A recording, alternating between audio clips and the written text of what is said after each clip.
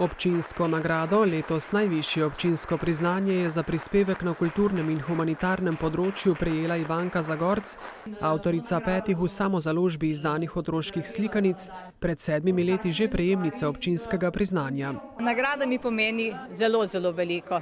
Ni besed ob tej nagradi, zaradi tega, da so ljudje opazili, da delam dobro, da je ves moj trud, kar sem ga vložila, je poplačan, ampak jaz grem naprej. Občinsko priznanje je za dolgoletno dejavno udejstvovanje v društvenem življenju in osebni prispevek k splošnemu razvoju nekdanje krajevne skupnosti prejel danes 93-letni Vincenc Šušterič iz Šmarjete. To priznanje pomeni meni kot človeku, da sem za te šmarješke kraje zelo veliko uspel. Hvala lepa. Zelo hvala. Za dolgoletno požrtvovalno delo v gasilskih vrstah je občinsko priznanje prejel tudi predsednik belocerkovških prostovoljnih gasilcev Slavko Hribar.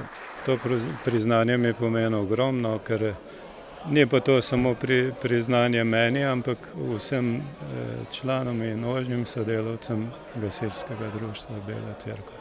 Slavnostni govornik na seji je bil minister za okolje in prostor Andrej Vizjak in med drugim poudaril, da je za prihodnost občine in države uravnotežen trajnostni razvoj nuja. Še pred slavnostno sejo si je v spremstvu župana ogledal območje bodoče poslovne cone v Dolenjem Kronovem. Poslovna cona Kronovo je sofinancirana tudi iz evropskih skladov, iz tako imenovanega dogovora za razvoj regij.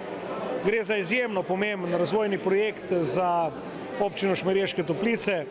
Gospodarstveniki bodo dobili svoj prostor, svojo priložnost, ljudje delovna mesta.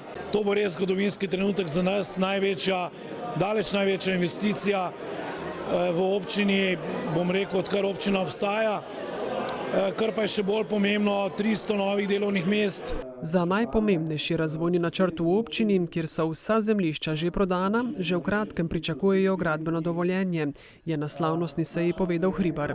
Gospodarska infrastruktura se bo začela izvajati, graditi že spomladi naslednje leto, investicija 2 milijona evrov, od tega 1 300 000 evropskih sredstev, tako da ostale vere imamo zagotovljene. To so naša lastna sredstva, ki jih zagotavljamo takoj na začetku. Ja, en velik razvoj pred nami. Občina, ki, tako župan, posluje odlično z najvišjo bonitetno oceno in se ni zadolževala, bo tudi v bodoče zavezana turizmu. Z razvojem novih turističnih produktov si želijo v sam vrh slovenske turistične ponudbe, je še poudaril.